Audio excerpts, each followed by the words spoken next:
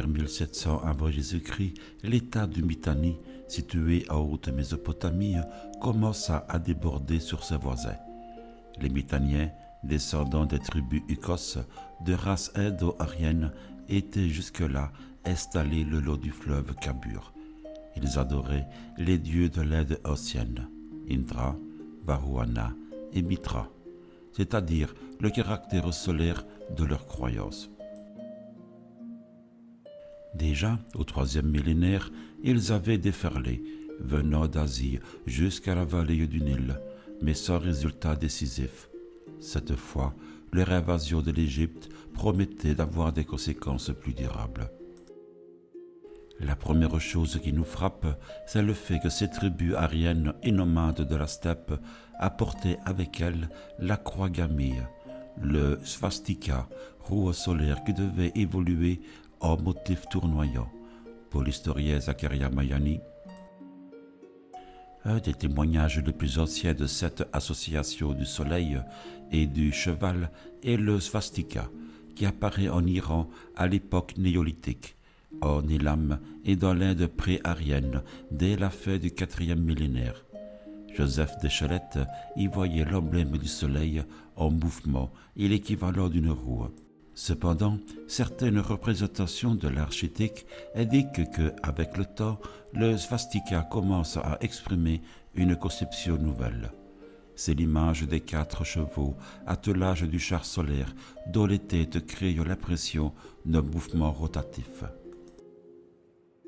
Nous voyons bien ici le rapport existant entre le cheval, emblème spécifique des Hyksos nomades, par opposition aux sédentaires de la vallée du Nil, et le svastika, symbole solaire à l'origine. L'un des dieux les plus puissants et les plus honorés de la tradition germano-slave avait son sanctuaire dans l'île de Rügen, auprès de la statue de Svatovit, dieu tout-voyant. On regardait un cheval blanc comme neige, figure symbolique du coursier solaire. Il est symptomatique de remarquer que 60 siècles plus tard, cette même île de Rügen devait servir de lieu d'expérimentation aux essais scientifiques ultra secrets des initiés nazis, se réclamant eux aussi de la croix gammée. Le fait demeure pourtant que les Égyptiens furent profondément marqués par les invasions mitanniennes. Le premier historien égyptien connu, Manéthon, a évoqué cet épisode guerrier. Je ne sais comment la colère divine souffla sur nous et, à l'improviste, un peuple de race inconnue venu de l'Orient eut l'audace d'envahir notre pays.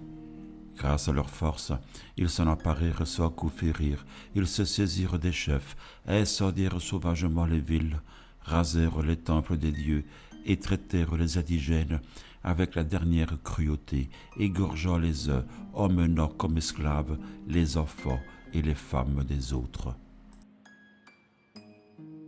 Les pharaons de la 18e dynastie n'eurent d'autre ressource que de composer avec ces envahisseurs qui dévastaient périodiquement les colonies égyptiennes de Syrie et de Palestine.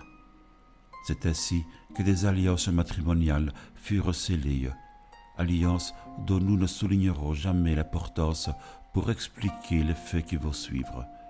Ces nomades, qui révéraient l'aigle et le faucon, oiseaux du soleil, devaient jouer le rôle de rénovateurs de la religion en Égypte. C'est ainsi que nous arrivons tout naturellement au pharaon Akhenaton, comme le note si justement Mayani. Ce n'est pas aux sources sémitiques qu'Amenophis IV va puiser son inspiration religieuse. À première vue, il ne continue pas ce qu'il a reçu de ses prédécesseurs et de toutes ces princesses mitanniennes qui dominaient la cour. Un culte convenant à leur goût, celui d'Aton, le disque solaire. Ce culte apparaît déjà sous Thoutmôsis IV. Amenophis III marque pour cette hypostase du soleil une dévotion personnelle. Il possède sur le lac de Thèbes une barque de plaisance surnommée Splendeur d'Aton. Ce culte s'adresse au soleil directement. il se passe des vieux temples obscurs. Il fait penser au temple solaire à ciel ouvert de la 5e dynastie, comme celui d'Héliopolis, et, encore mieux, à l'adoration directe et spontanée du feu sacré par les nomades de la steppe. Amenophis IV, désormais Akhenaton, se livre à ce culte avec toute la fougue de sa nature, qui ne connaît pas de compromis. Il le magnifie, il le rend absolu et exclusif.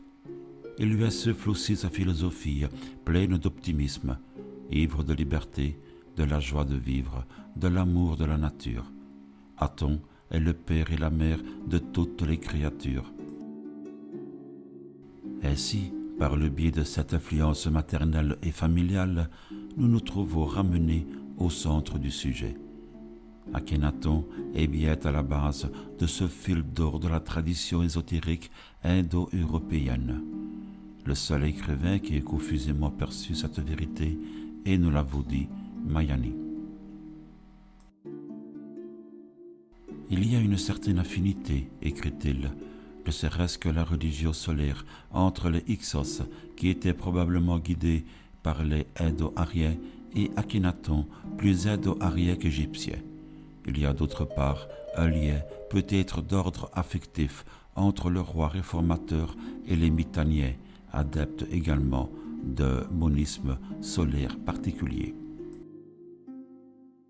Quoi d'étonnant, dès lors, si Akhenaton a une mère mitannienne, la reine douairière Ti, et surtout une princesse mitannienne pour femme. Nous voulons parler de la belle et énigmatique Nefertiti. Cette généalogie nous fait prendre conscience de la pénétration Hyksos dans la famille régnante. La personnalité du pharaon Akhenaton, à son avènement, est semblable à tous les autres pharaons.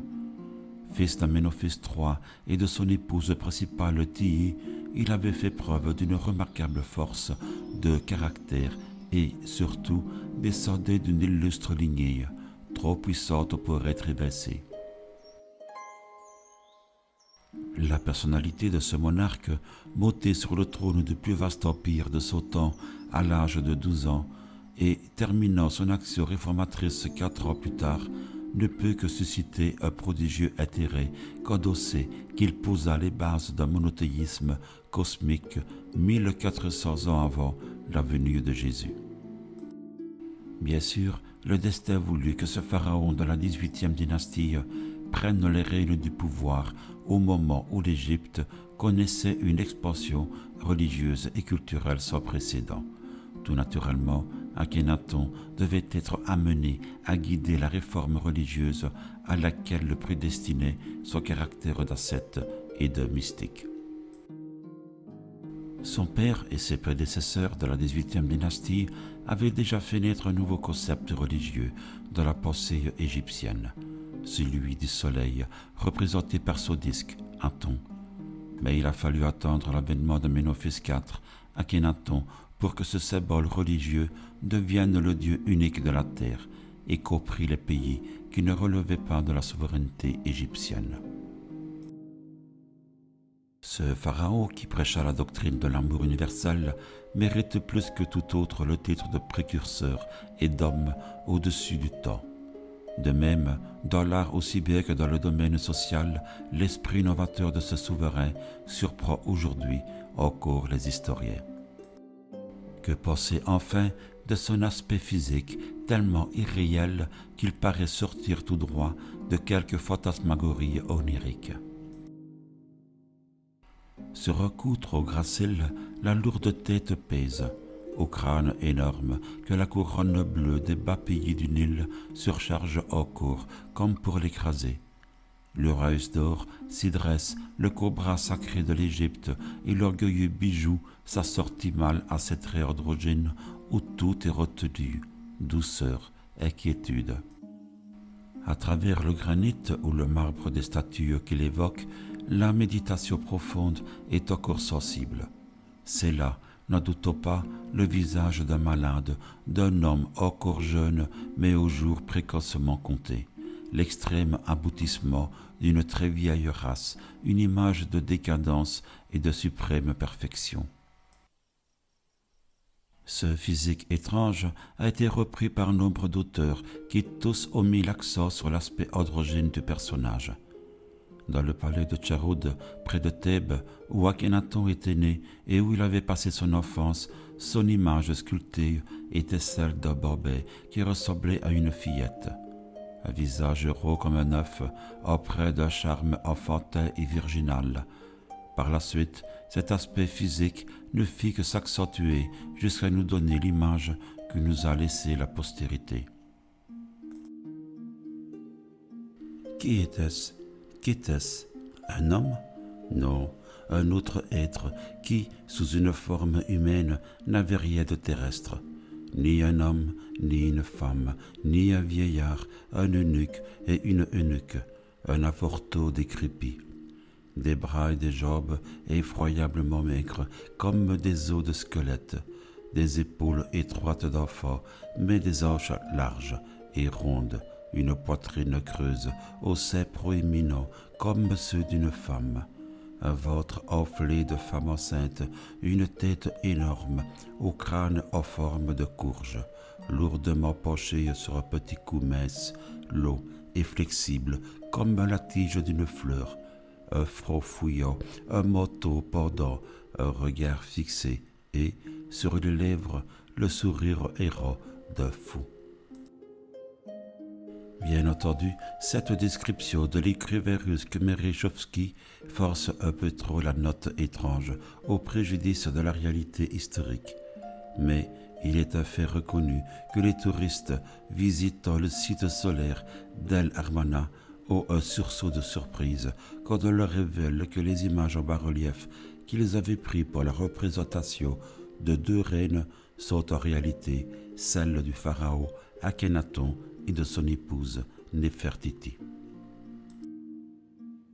La preuve de cette ambiguïté, c'est qu'il est encore difficile aujourd'hui de faire la différence entre les images du pharaon et celles de son épouse, surtout lorsque le premier est représenté avec la courte perruque que les femmes portaient fréquemment.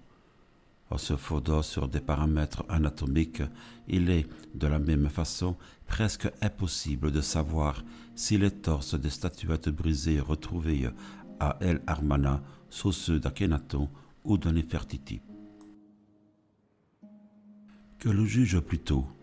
Akhenaton est dépeint avec un cou de cygne, des hanches larges et la même poitrine proéminente que celle de Néfertiti. La représentation du pharaon muni de sa longue robe est ahurissante et appelle de notre part une enquête en rapport avec l'étrangeté du phénomène. Tous les enseignements initiatiques font mention de l'androgyna de notre race primitive. Ainsi, les Rose-Croix nous apprennent quelle relation existait entre le soleil et nos ancêtres androgynes. Pendant les premiers temps de l'époque hyperboréenne, alors que la Terre était encore unie au Soleil, les forces solaires fournissaient à l'homme tout ce dont il avait besoin pour sa subsistance, et l'homme en irradiait inconsciemment le surplus de la reproduction. Mais voici qui est beaucoup plus instructif encore. Dans cette tradition rosicrucienne, alors que la matière dont la terre et la lune furent plus tard formées faisait encore partie du soleil. Le corps de l'homme en devenir était encore plastique. Les forces émanées par la partie qui devait plus tard le soleil et par la partie qui est maintenant la lune étaient facilement actives dans tous les corps, en sorte que l'homme de l'époque hyperboréenne était hermaphrodite, capable de produire un nouvel être sans avoir de relation sexuelle avec un autre être.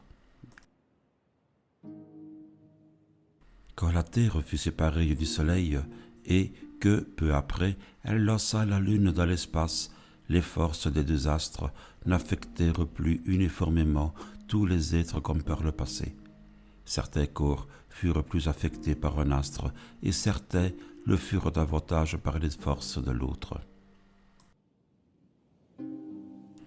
Nous avons dans ce texte un reflet de la tradition primordiale et du mythe de l'androgyna, phénomène que nous avions déjà rencontré dans le célèbre dialogue de Platon, le Bacchée. Le lecteur ne sera donc pas surpris si nous lui révélons que, pour les traditionalistes comme les théosophes, le culte solaire est lié à l'androgyne, premier représentant de l'espèce humaine sur notre planète. On saisit toute l'importance d'une telle affirmation, tant au point de vue philosophique que religieux. Pour Madame Blavatsky, la fondatrice de la Société théosophique et l'auteur de la fameuse doctrine secrète, le Dieu unique, Yahvé, avait un aspect androgyne dans les premiers chapitres de la Genèse, avant de devenir, par certaines transformations kabbalistiques, entièrement masculin, canéite et phallique. On saisit tout l'intérêt du point de départ de la race humaine. Nous sommes loin, ici, de la psychanalyse qui ne voit dans l'acte de chair que l'instinct de conservation de l'espèce. Il est remarquable cependant de constater que le mythe de l'androgyna a circulé dans tous les continents et à toutes les époques, et ce, de façon souterraine, depuis le milieu mystériosophique égyptien jusqu'au gnostique et à l'ère moderne elle-même, en passant, bien entendu, par les auteurs du Moyen-Âge. Ce berceau de la science sacrée que fut l'Égypte reçut successivement les plus grands esprits du monde antique qui subirent l'initiation de la main des prêtres d'Héliopolis. Orphée, Moïse, fondateur des mystères hébreux, Pythagore, qui resta 22 ans sur cette terre avant de créer son école de Crotone, enfin Platon, qui devait être le plus grand de tous et qui légua, en termes voilés, le résultat de son illumination. L'exemple d'Akhénaton, dont l'aspect physique hermaphrodite rejoignait celui de l'androgyne primordial, fut pris comme modèle par les initiés de toute obédience pour le symbole d'immortalité qu'il représentait. En faisant abstraction de la mythologie, nous pouvons comprendre tout ce qui s'enchaîne comme conséquence d'un tel état. L'amour platonique ne s'applique-t-il pas admirablement aux jeunes gens et aux jeunes filles d'aujourd'hui, dont on ne sait plus de quel sexe ils sont? En passant par le troubadour, l'amour courtois et la théorie même de la beauté, tout se tient, tant il est vrai que l'ésotérisme soulève le voile des problèmes permanents qui agitent l'humanité à toutes les époques. Il est un fait significatif, à savoir que les canons de la beauté féminine idéale ne sont plus aujourd'hui ceux de la Vénus de Milo, mais de la reine Néfertiti, pourtant antérieure de 15 siècles. Il y a là un indice révélateur de cet état de choses que le monde appelle mode et les initiés cycle.